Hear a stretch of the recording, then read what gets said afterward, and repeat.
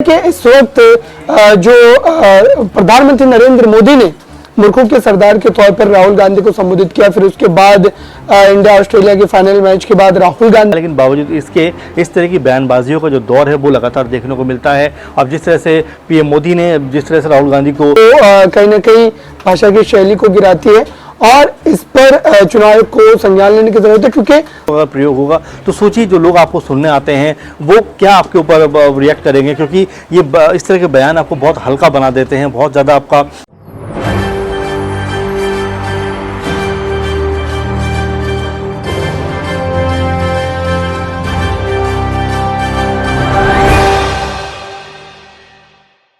नमस्कार, मैं दौलत शर्मा और आप देखना शुरू कर चुके हैं SPN9 न्यूज। इस समय चुनावी माहौल है और चुनाव यहां पर राज्य में भी होने हैं और चुनाव यहां पर लोकसभा के भी होने हैं। सियासत पूरी तरीके से गर्म दिखाई दे रही है और चुनावी माहौल में एक दूसरे के ऊपर वार पलटवार भी होते हैं, लेकिन क्या इन वार पलटवारों की कोई मर्यादा भी होती है? क्या यहाँ पर मर्यादित शब्द जो है इस्तेमाल यहाँ पर नेताओं को करने चाहिए? इस समय चुनावों के माहौल में सभी पार्टियां कुछ ऐसे शब्दों का इस्तेमाल कर रही हैं जो असभ्य हैं, जो अमर्यादित हैं, यानी शब्दों का ख्याल यहां पर नहीं रखा जा रहा है। कोई पनौती कहता है तो कोई किसी दूसरे को मूर्खों का सरदार यहां पर कहता हुआ नजर आता है। यहां पर प्रधानमंत्री नरेंद्र मोदी सबसे पहले राहुल गांधी को मूर्खों का सरदार कहते हैं। उसके बाद यहां पर हम देखते हैं कि वही राहुल गांधी यहां पर प्रधानमंत्री नरेंद्र मोदी को कहते हैं पनौती, क्योंकि ये बात क्रिकेट वर्ल्ड कप से जुड़ी हुई है और जब से यहां पर क्रिकेट वर्ल्ड कप का फाइनल हुआ है तब से प्रधानमंत्री नरेंद्र मोदी को लेकर ये शब्द लगातार सोशल मीडिया से लेकर हर कोई बोलता हुआ नजर आता है। सबसे पहले आपको वो सुनाते हैं जहां पर प्रधानमंत्री नरेंद्र मोदी यहां पर राहुल गांधी को मूर्खों का सरदार कहते हुए नजर आते हैं। मैंने सुना कल एक महाज्ञानी कांग्रेस के कह रहे थे कि भारत के पास, यहां के सब लोगों के पास made in China mobile phone होता है। एक महाज्ञानी कांग्रेस के कह रहे थे कि आप सबके पास made in China mobile phone होता है। अरे मूर्खों के सरदार, इस दुनिया में रहते हैं लोग। कांग्रेस के नेताओं को अपने देश की उपलब्धियां न देखने की मानसिक बीमारी हो गई है। पता नहीं विदेश के वो कौन से चश्मे पहने हैं कि उनको देश की स्थिति का पता ही नहीं दिखता है। आज भारत दुनिया में सच्चाई क्या है?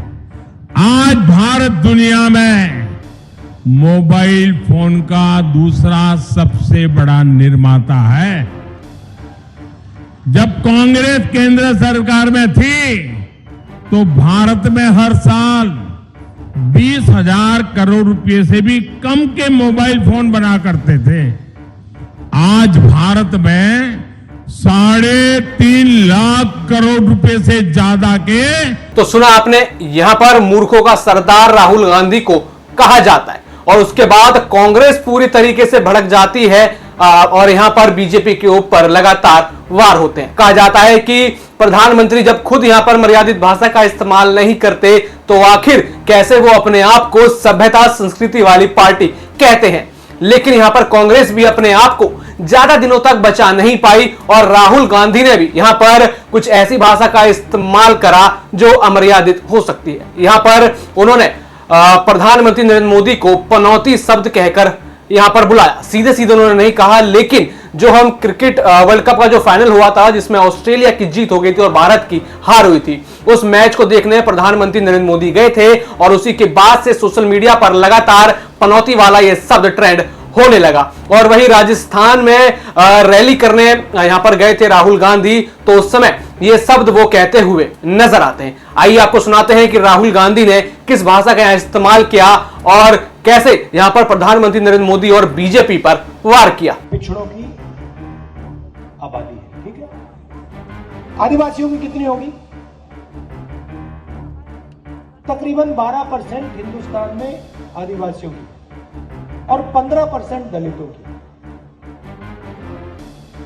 मगर सबसे बड़ी आबादी देश में पिछड़ों की है। अपने हर एक भाषण में पहले नरेंद्र मोदी आते थे, कहते थे मैं ओबीसी हूं। याद है आपको? याद है? हाँ, क्या पनौती पनौती पनौती, वो अच्छा भला वहां पे, अच्छा भला हमारे लड़के वहां पे वर्ल्ड कप जीत जाते, वो वहां पे पनौती हरवा दिया। टीवी वाले ये नहीं कहेंगे, टीवी वाले ये नहीं कहेंगे, मगर जनता जानती है। तो पहले कहते थे मैं ओबीसी हूं, हर भाषण में ओबीसी, पिछड़ा हूं, पिछड़ों का अपमान किया। तो देखा आपने, यहां पर अमर्यादित भाषा से कोई भी अछूता नहीं रहा, चाहे यहां पर कांग्रेस हो, चाहे यहां पर बीजेपी हो, यहां पर प्रधानमंत्री नरेंद्र मोदी हो, चाहे यहां पर राहुल गांधी हो, सबने ऐसी भाषा का इस्तेमाल यहां पर किया है। लेकिन इस बीच प्रतिक्रिया लोगों की भी काफी जरूरी बन जाती है कि लोग इसके ऊपर क्या सोचते हैं। लोग क्या देखते हैं कि उनके राजनेताओं को वो अपना कहीं ना कहीं मार्गदर्शक भी मानते हैं, क्योंकि हमने देखा है कि अपने राजनेताओं के पीछे पीछे लोग बड़े बड़े अभियानों में तक चले जाते हैं, लोग उनका साथ देते हैं, चुनावों में उनको जिताकर लाते हैं। लेकिन अगर वही लोग अपनी जनता के सामने ऐसी अमर्यादित भाषा बोलते हुए नजर आएंगे तो आखिर क्या यहां पर लोगों पर इसका असर पड़ेगा? आइए जानते हैं हमारे सर से कि वो किस तरीके से इन बयानों को देखते हैं और इसके ऊपर उनकी क्या प्रतिक्रिया है। यहाँ पर देखिए, बिल्कुल, और जिस तरह से मामला है, चुनाव आयोग बहुत सारी चीज़ों को मॉनिटर करता है, देखता भी है, और ऐसा नहीं है कि ऐसे बयानों पे कोई एक्शन नहीं होता है।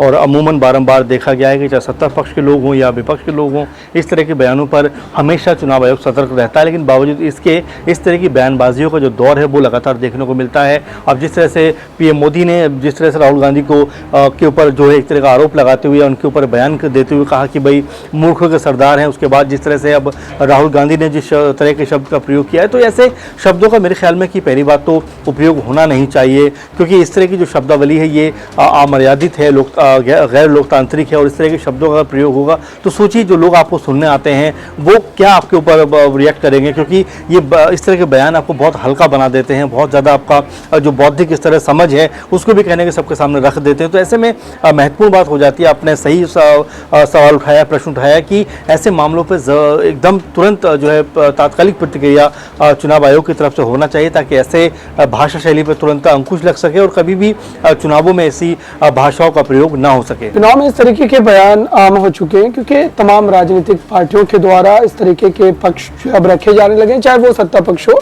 या विपक्षी दल हो, चाहे वो प्रधानमंत्री की शैली हो भाषा की या फिर राहुल गांधी की हो, तमाम का स्तर गिरा है। और इस पर चुनाव आयोग को संज्ञान लेने की भी जरूरत है, क्योंकि चुनाव आयोग ने ही राहुल गांधी के उस बयान को लेकर के जो है जब राहुल गांधी ने जो है 3 मोदी नाम को लेकर के अपनी टिप्पणी की थी, उसके बाद मामला जिस तरीके से बढ़ता चला गया था, राहुल गांधी की सदस्यता तक खत्म कर दी गई थी। हालांकि उसके बाद सुप्रीम कोर्ट का एक फैसला आता है, राहुल गांधी को एक बड़ी राहत मिलती है। तो मुझे लगता है कि इस वक्त जो प्रधानमंत्री नरेंद्र मोदी ने मूर्खों के सरदार के तौर पर राहुल गांधी को संबोधित किया, फिर उसके बाद इंडिया ऑस्ट्रेलिया के फाइनल मैच के बाद राहुल गांधी का पक्ष आता है, तो ये उसके आप कह सकते हैं कि खिलाफ में या उसके बाद का आया हुआ बयान है। तो ऐसा माना जा सकता है कि प्रधानमंत्री नरेंद्र मोदी के बयान के देने के बाद राहुल गांधी ने जानबूझ करके, हो सकता है कि ऐसी भाषा का इस्तेमाल किया हो, लेकिन दोनों ही तरफ की जो भाषा है वो कहीं ना कहीं भाषा की शैली को गिराती है, और इस पर चुनाव आयोग को संज्ञान लेने की जरूरत है, क्योंकि दोनों ही चुनावी जो है सभाओं में दी गई है।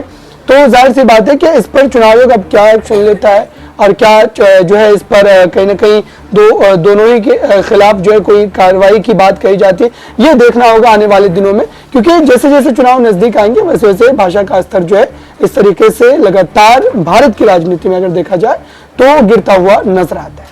तो सुना आपने, यहां पर हमने प्रतिक्रिया ली और यहां पर क्या जवाब आता है कि यहां पर चुनाव आयोग को इन सब चीजों का संज्ञान लेना चाहिए, क्योंकि चुनाव के समय चुनाव आयोग काफी एक्टिव है। यहां पर हमने देखा भाजपा और आम आदमी पार्टी दोनों के ही सोशल मीडिया के अकाउंट से कुछ ऐसी आपत्तिजनक पोस्ट की गई थी, शिकायत वहां पर हुई और उसके बाद हमने देखा कि यहां पर भाजपा को भी नोटिस गया और आम आदमी पार्टी को भी नोटिस गया। ये तो बात हुई सोशल मीडिया की, और अगर कोई चुनावी मंच से ऐसी भाषा बोलता हुआ नजर आता है तो कहीं ना कहीं चुनाव आयोग को और उनके अधिकारियों को यहां पर भी फोकस करना चाहिए कि कोई जनता के सामने कुछ ऐसा बेकार इन्फ्लुएंशियल बयान ना दे, क्योंकि लोग नेताओं के बयान से यहां पर इन्फ्लुएंस होते हैं, नेताओं को जो है सर चढ़ा के यहां पर रखते हैं और नेता की हर बात सुनी जाती है और मानी जाती है। और अगर ऐसे में ऐसी भाषा का इस्तेमाल इस लोकतंत्र के पर्व महापर्व मनाने के अनुसार यहां पर किया जाए तो कहीं ना कहीं ये सभ्य समाज में मंजूर नहीं है। कोई किसी को पनौती कह देता है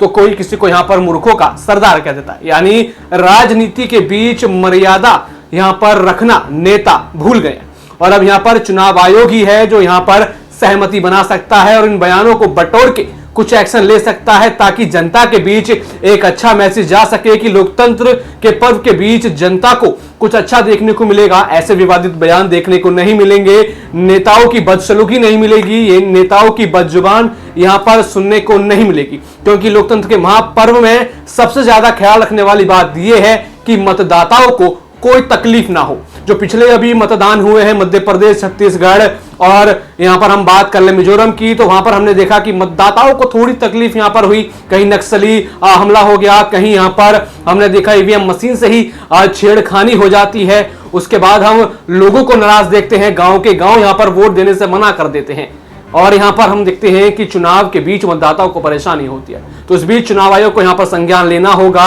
और मतदाताओं की तरफ भी ध्यान देना होगा। तो देखना होगा कि यहां पर चुनाव आयोग क्या इस पर संज्ञान लेता है कि क्या लगातार ऐसे ही नेता यहां पर अमर्यादित भाषा का इस्तेमाल करते हुए नजर आते हैं या फिर इस पे लगाम लगाने की कोशिश की जाएगी या फिर जनता ही खुद इसके खिलाफ अपनी आवाज उठाती हुई नजर आएगी। आज के हमारे प्रोग्राम किस्सा सियासी में बस इतना ही था और बाकी खबरों को जानने के लिए देखते रहिए हमारे चैनल SPN9 न्यूज को। धन्यवाद।